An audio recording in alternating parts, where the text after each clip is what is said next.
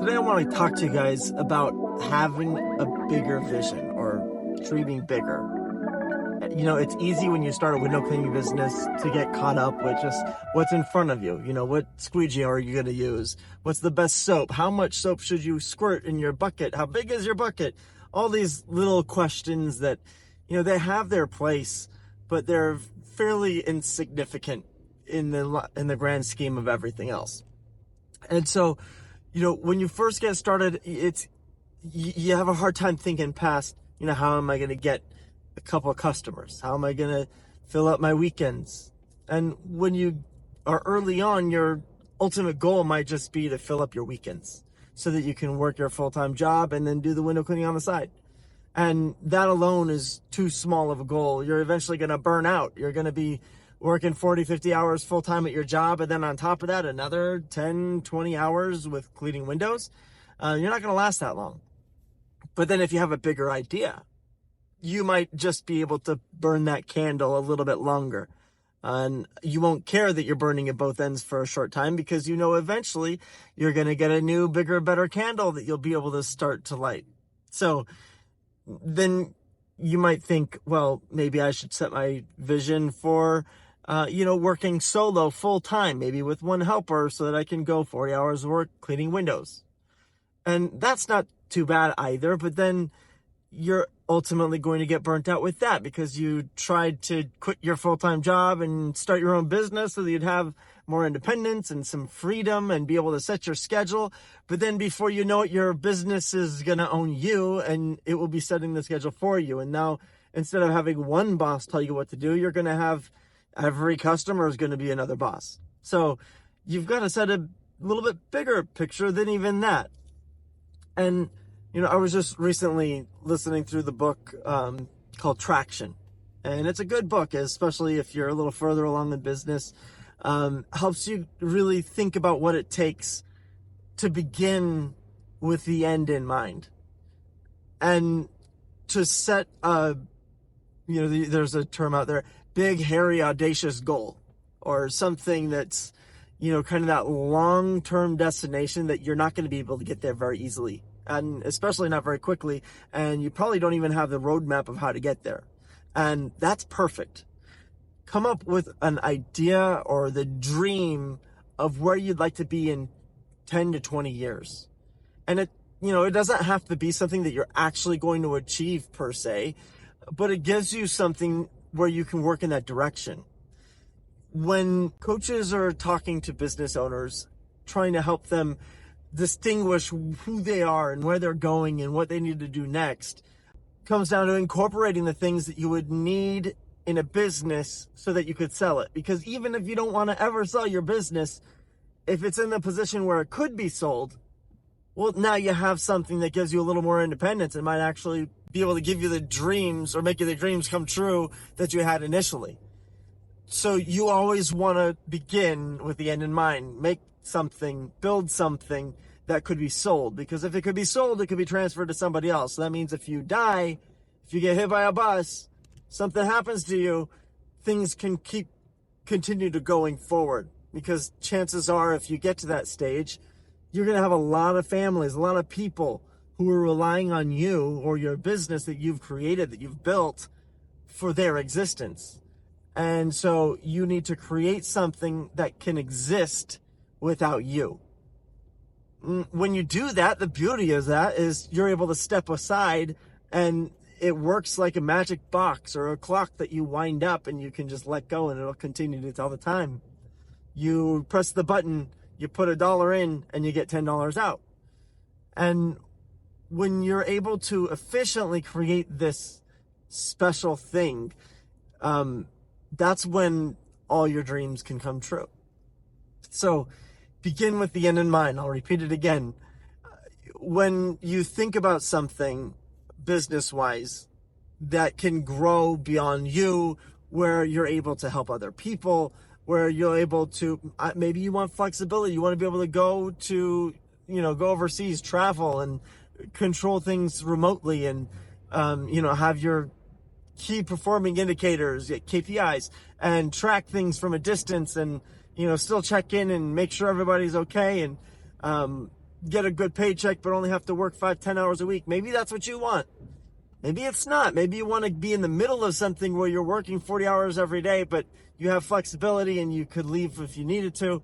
Whatever it is that you want in the long term, you need to have that. And then even if you're on the infant stages where it's just you and you don't have any customers yet, then you're going to be able to make decisions that help with the end in mind. You're going to be able to make sure that every decision that you make when it comes to your business has a very specific end in mind, and that it is not just a random stone, but that it's a building brick. Every customer is a building brick that is able to fit into the blueprint that you already have in your mind. And so maybe you don't necessarily have all the bricks yet. You don't have all the mortar yet. You don't have all the electrical wires and everything, but you know the blueprint, at least the general picture of what you want it to be. And so that way you can begin to make decisions that in the end will yield something that's magnificent. And it might be exactly what you dreamed up in day one. Chances are it won't be. Chances are it's going to change a bunch of times.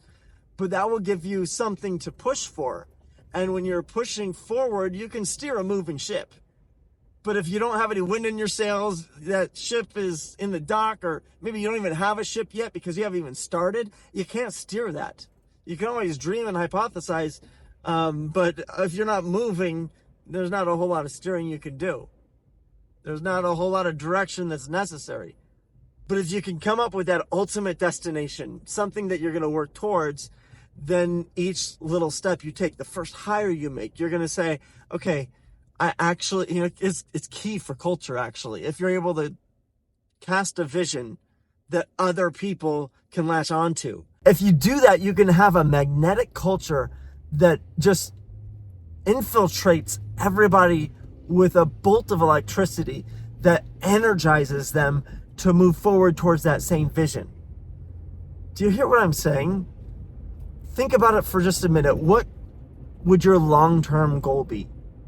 Like in the ultimate world, like part of it, you got to know what motivates you, what will keep you going. And so for me, my ultimate destination is I want to be able to help other people to help other people. Right now, I'm in the middle of a process of aligning my business with a nonprofit that helps foster youth who are aging out of the foster system. So they don't have a mom, they don't have a dad. Some of them have been through 30 different foster homes. Many of them don't have a purpose, or if they do, if they think, a lot of times they don't have any hope. They don't know how to take orders. They don't know how to say yes, sir, no, sir. They don't even know how to show up to a job yet. But somebody has to take them under their wing and teach them the very basics. And in doing so, their lives will be invigorated with hope and with purpose, and they'll be able to dream bigger. And so I'm starting with you watching on YouTube. While I'm here talking, I'm dreaming bigger for myself. And in doing that, I'm starting to take steps that will help to motivate me to go forward. Because you hit walls when you're in business. That wall might be a reality. It might be burnout. It might just simply be not knowing what you want to do and you fizzle out. I don't know the exact stat. It's something significant, but something like 80% of businesses fail in the first 5 years. And a big part of that is there's no end vision. So it's easy to peter out. There's no purpose behind it. So when somebody comes and offers me $50,000 a year for salary, or $80,000, or maybe you're a little further along, $150,000, you get the golden handcuffs, and it's a little bit more. It's really easy to take that segue. And so it's not that the business fails, it's that the people didn't have any purpose behind that business. So when the next exit came along, they went on and took it. And so maybe that works for you. Maybe you're just using a window cleaning business to hold you over to get you through school. Or maybe you're just doing it until you get the next segue of, somebody sees that you can manage something small and you're good at sales or something, and they'll hire you in their construction business. That might work for you. For me, I needed something bigger in order to stay the course, and I needed to in order to keep pushing forward in the long term. And so I'm beginning, again, in the beginning stages of this. So there's nothing written in stone, but I'm trying to find a way where I can work with them to find young people without a purpose, without very many good role models in their lives. And I want to turn those guys into business owners who will then have compassion and a heart of care for others who have been like them, who have been dealt a very bad hand of cards. And I want to reinstill hope. I want to reinstill purpose. I want to help them to just have that jolt. And so in order to get them excited about joining my team, if I have this bigger vision, I'll have positions spelled out that show them, hey, look, there's room for you to grow with me. And part of that, when you say, okay, I want to have a $5 million window cleaning company, or I want to have a business that does all these different services and has this many teams, that helps you then to reverse engineer everything. So maybe it's just simply time freedom. Let's start there. Because whatever your long-term goal is, it might be like this really big thing, and you got to cut that into smaller bite-sized chunks. So that first vision of being full-time as a window cleaner, to that next step of, you're getting off the truck and you have a couple of teams. Well, how many teams do you have in order to support yourself full-time so that you can get off the truck? These are important metrics to understand, so you're able to reverse engineer it. So if you're going to have enough of a team so that you can have an operation manager that's able to run it, well, you can reverse engineer that. Let's say one truck with 2 guys can make $250K. You get 4 trucks, 8 guys, that's $1 million. You're going to be able to keep about 20% of that in profit. That's $200,000. And so you're able to say, okay, $1 million with 4 trucks. I'll probably need an extra operation manager to take care of that. That might take away a little of the profit in that transition stage. And so you're able to then say, okay, it takes me about that much so that I can get off the truck altogether. There's different ways to do it, but you get what I mean, I think, that you reverse engineer with the end in mind. And the bigger the picture is, the more hope it instills to anybody who might be on your team. Because that person who's going to be the operation manager, they are not going to join a company that just says, hey, I need a tech who's going to help me, who's going to hand me what I need. If I'm on a ladder, they're going to go take the screens. That's not very exciting. Would you want that job? You're probably trying to get out of a job that's like that.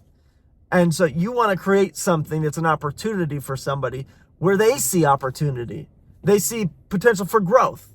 And so if in day one you say, I'm building a company and there's a lot of room for growth. Right now it's just me and it's just you. But ultimately I need somebody who's going to be the general manager. I need somebody who's going to be in charge of marketing. They're going to be the director of marketing. I'm going to need somebody who's going to be in charge of the sales team. I'm going to need somebody who's in charge of starting a new location, and they're going to run and manage that branch. When you think that big, somebody else who has potential, now, even if you can't pay them a lot right away, they'll say, hey, I'll wash screens for you. I'll be your +1 just so that I can get to that ultimate destination with you. And then they're going to be committed to the process. As long as you stay committed, they're going to follow you now, and they're going to be that much more of a team player because they're going to see the big vision. They're going to see where you're taking them, and they're going to push really hard beyond their pay grade to get there because they realize if I hitch my wagon to this train, it's going somewhere that I want to be. So start thinking about it today. Wherever you're at, maybe you're at a place where you're already feeling burnt out and you just need to think outside the box now. You got to think of a bigger place to be. What would work for you that would motivate you again so that you can get out of the doldrums of what's happening right now and inspire you to take bigger steps? And so that's why for me, this nonprofit, this ministry that helps young men who don't have a purpose, and good chunk of them are going to be homeless in 2 years if somebody doesn't step in. I'm passionate about those people. The Bible talks about how talks about pure religion is taking care of the widows and the orphans. And so this is like the epitome of true Christianity, true religion, taking care of them, helping them, the fatherless, the ones without direction, and befriending them and beginning to disciple them. And, one Bible passage that comes to mind is in Habakkuk chapter 2. It talks about writing down the vision, because without the vision, the people will perish. And when you're able to have that vision in mind, that end goal, that big dream of where you want to be, then you're going to be able, you have to have it first. When you have that, and when you're serious about that, you can articulate it. It will come to you. It'll just ooze out of you. The more you think about it, the more you meditate on it, the more you pray about how could you help other people. Then when somebody comes along, you're going to realize they're a brick that fits over here. And with that vision, when you're able to instill people with that hope, with that purpose, with what's coming next, then they're going to run towards it. They're going to run and they won't faint. They'll be invigorated with hope, with something in their future that goes beyond where they're at right now. And so it comes down on you. You're the one who owns the business. You're the one who is beginning the work. And if you don't have something bigger in mind, you'll ultimately burn out at some stage along the way. And you won't know why. You won't understand what's happening. You'll just know that I started this thing and it's so much work. I might as well just go to a job that has at least some type of retirement, because I'm not putting enough money aside. I just keep I burn through everything just trying to make ends meet. So think about it. Pray about it. Dream about it. When you get all those pieces starting to kind of come together, you may not keep with the same ultimate vision. It's okay, because that initial dream is going to get you moving. And maybe that initial dream right now, you can't even think that big. You can only think about getting off the truck. And that's okay. But at least have it out there. But I'm going to challenge you to try to think a little bit bigger beyond that. Think about something that's going to take you more than 10 years to achieve. And then if you do something like that, you're going to have more potential than you even know. You'll turn heads in the process. You'll motivate people. You'll instill this sense of something bigger into them. And you're going to help them to grow more than they thought they could. Because what's going to happen when you're doing that, you're building with the end in mind. You're going to come across customers. They're going to be the problem customer. And you'll say, no, look, this person, they don't meet my ultimate vision. I don't want to hire a kid who I'm trying to disciple, a kid who I'm trying to mentor, somebody who has a lot of potential. But now this person just going to deflate them and make them lose hope. So that's not a good customer for me. Or this customer is asking me to do too many different things that don't fit with the services that I want to offer. So therefore, I'll fire them. It makes it a lot easier to do that because you realize they don't fit the ultimate vision. They don't fit the blueprint, so there's no room for them in the structure. They're just going to be a loose wire that's going to cause a fire and cause damage. And the same thing with the people who you're hiring. Instead of just saying, I'm desperate, I just need somebody to help, you'll hire the first person with the pulse, and they're going to make a mistake. They're not going to be serious about the job. Or maybe they were, but you're not training them. You're not instilling hope in them. And so they get lazy, they get lackadaisical, they make mistakes, and then you're having to deal with the frustration that comes when you get callbacks, or they break things, they ruin things, they're not excited about it. They'd rather go get high and then come to work high, and then you got an accident on your hands. Just all these things are a lot easier to manage if you have that big picture, if you have that ultimate dream, that big goal that's motivating you. Because if you're motivated, they're not going to get motivated without you being motivated first. There's another scripture, the husbandman has to be the first partaker of his fruits. And part of it, you got to practice what you preach. You got to drink the medicine that you're prescribing. You got to be willing to put in the work and the effort to make it happen. And you've got to create a goal or a vision that you can buy into. When I first moved to New York, I got a job selling cable. I was doing Verizon Fios for a little while and then went over to DirecTV, and it was really, really challenging for me because I never bought into cable. I never, up to that point, had ever purchased cable for myself. I had my cell phone, I had Netflix. I felt like a hypocrite trying to get people to buy cable television. So I was not good at it, ever. If you have a dream that you don't believe in, you're not going to be able to sell it because you don't care about it. When you have a dream that you do care about, that motivates you, that is intrinsically part of who you are, then you don't have to sell it because you live it and you'll inspire. They say really good marketers, I think Gary Vee said it, really good marketers don't need to be good at sales because they market so well that the sales just come into place. And it comes on the same type of idea that if you intrinsically are chasing after a big dream that inspires you, that keeps you motivated, then it will become contagious and other people will automatically want to jump onto your team. And then when you're hiring somebody in the interview that you feel like maybe I'm not even good enough for them to want to work for me, but if you're able to cast that vision and motivate them and say, hey, look, there's a bigger future here. Right now, I'm just small. It's just me in a truck and maybe you, but this is where I'm going. Do you want to be a part of that? You watch what'll happen. Speaking of which, if you want to be a part of a community that's motivated, that's inspiring each other, that's putting out their visions and their goals and calling a shot to hold us into accountability, then I have a Patreon group. It's not a whole lot of stuff going on right now. I'm in the busy part of the season, going from the peak of fall window cleaning into Christmas lights. So I'm really busy right now. But if you want to be a part of a group like that, I have a Patreon thing. For the first, 50 or so members, it's only $1 a month. It's the cheapest I could do it. They wouldn't let me do free. But there's also paid versions as well. Check it out. It's patreon.com/Blue Ladder, and that's blue without the E. So BLULADDER, just like this cap says. I'll leave a link in the description as well. Come on and join us, and let's run together. Let's hold each other up. Owning a business, no matter what kind, is a very lonely thing to do.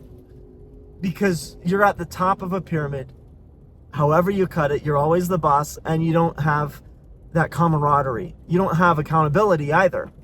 The only accountability you have is maybe you have a significant other or a friend who will hold you accountable. If you do, that's great. But if you want other like-minded window cleaners who are going to hold you to account, and it's not like we're getting into your business any more than you let us, but if you want something like that, then go ahead and join that group, and let's see what we can build together, guys. I'll see you in the next video.